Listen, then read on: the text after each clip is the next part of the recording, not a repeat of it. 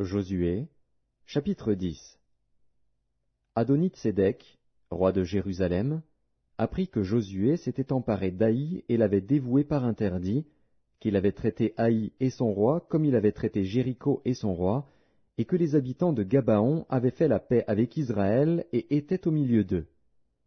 Il eut alors une forte crainte, car Gabaon était une grande ville, comme une des villes royales, plus grande même qu'Haï, et tous ces hommes étaient vaillants. Adoni-Tsédek, roi de Jérusalem, fit dire à Oham, roi d'Hébron, à Piréam, roi de Jarmuth, à Japhia, roi de Lachis, et à Débir, roi d'Églon, « Montez vers moi, et aidez-moi, afin que nous frappions Gabaon, car elle a fait la paix avec Josué et avec les enfants d'Israël. » 5 rois des Amoréens, le roi de Jérusalem, le roi d'Hébron, le roi de Jarmuth, le roi de Lachis, le roi d'Églon, se réunirent ainsi et montèrent avec toutes leurs armées. Ils vinrent camper près de Gabaon et l'attaquèrent. Les gens de Gabaon envoyèrent dire à Josué, au camp de Gilgal, « N'abandonne pas tes serviteurs, monte vers nous en hâte, délivre-nous, donne-nous du secours, car tous les rois des Amoréens, qui habitent la montagne, se sont réunis contre nous. » Josué monta de Gilgal, lui et tous les gens de guerre avec lui, et tous les vaillants hommes. L'Éternel dit à Josué, « Ne les crains point, car je les livre entre tes mains, et aucun d'eux ne tiendra devant toi. » Josué arriva subitement sur eux, après avoir marché toute la nuit depuis Gilgal. L'Éternel les mit en déroute devant Israël, et Israël leur fit éprouver une grande défaite près de Gabaon, les poursuivit sur le chemin qui monte à Beth-Horon, et les battit jusqu'à Azéka et à Makkéda. Comme ils fuyaient devant Israël, et qu'ils étaient à la descente de Beth-Horon, l'Éternel fit tomber du ciel sur eux de grosses pierres jusqu'à Azéka, et ils périrent. Ceux qui moururent par les pierres de grêle furent plus nombreux que ceux qui furent tués avec l'épée par les enfants d'Israël. Alors Josué parla à l'Éternel, le jour où l'Éternel livra les Amoréens aux enfants d'Israël, et il dit en présence d'Israël, « Soleil, arrête-toi sur Gabaon, et toi, lune, sur la vallée d'Ajalon. » Et le soleil s'arrêta, et la lune suspendit sa course, jusqu'à ce que la nation eût tiré vengeance de ses ennemis. Cela n'est-il pas écrit dans le livre du juste? Le soleil s'arrêta au milieu du ciel, et ne se hâta point de se coucher, presque tout un jour. Il n'y a point eu de jour comme celui-là, ni avant ni après, où l'Éternel ait écouté la voix d'un homme, car l'Éternel combattait pour Israël. Et Josué, et tout Israël avec lui, retourna au camp à Gilgal. Les 5 rois s'enfuirent, et se cachèrent dans une caverne à Makkéda. On le rapporta à Josué, en disant, « Les 5 rois se trouvent cachés dans une caverne à Makkéda. » Josué dit, « Roulez de grosses pierres à l'entrée de la caverne, et mettez-y des hommes pour les garder.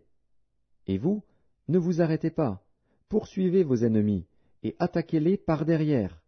Ne les laissez pas entrer dans leur ville, car l'Éternel, votre Dieu, les a livrés entre vos mains. » Après que Josué et les enfants d'Israël leur eurent fait éprouver une très grande défaite, et les eurent complètement battus, ceux qui purent échapper se sauvèrent dans les villes fortifiées, et tout le peuple revint tranquillement au camp vers Josué à Makkéda, sans que personne remuât sa langue contre les enfants d'Israël.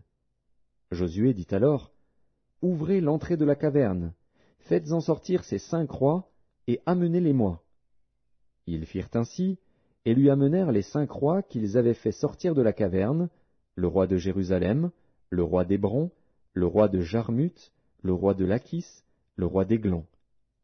Lorsqu'ils eurent amené ces rois devant Josué, Josué appela tous les hommes d'Israël, et dit aux chefs des gens de guerre qui avaient marché avec lui, « Approchez-vous, mettez vos pieds sur les coups de ces rois. » Ils s'approchèrent, et ils mirent les pieds sur leurs coups.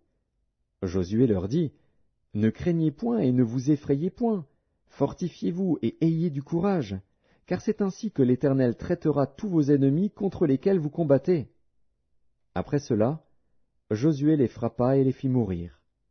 Il les pendit à 5 arbres, et ils restèrent pendus aux arbres jusqu'au soir. Vers le coucher du soleil, Josué ordonna qu'on les descendît des arbres, on les jeta dans la caverne où ils s'étaient cachés, et l'on mit à l'entrée de la caverne de grosses pierres, qui y sont demeurées jusqu'à ce jour.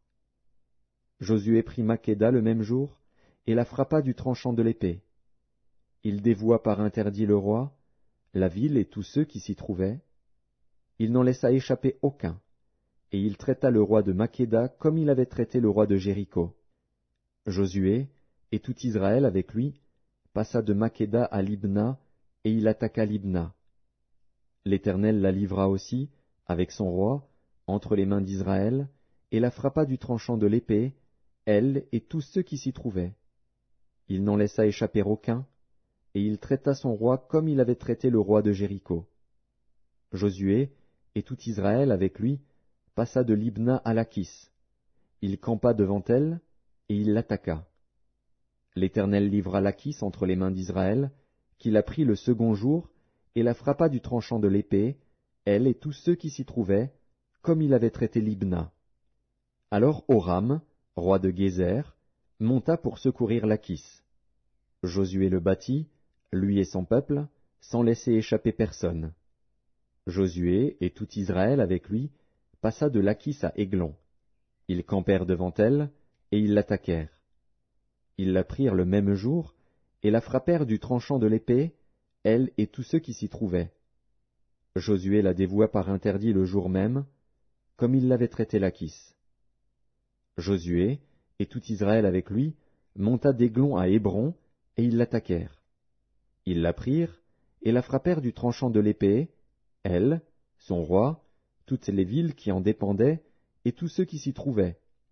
Josué n'en laissa échapper aucun, comme il avait fait à Églon, et il la dévoua par interdit avec tous ceux qui s'y trouvaient.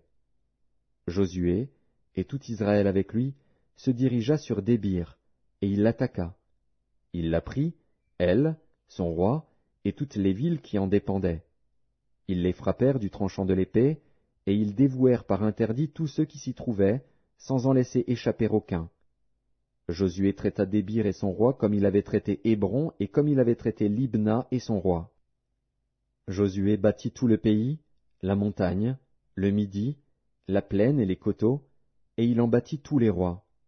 Il ne laissa échapper personne, et il dévoua par interdit tous ceux qui respiraient, comme l'avait ordonné l'Éternel, le Dieu d'Israël.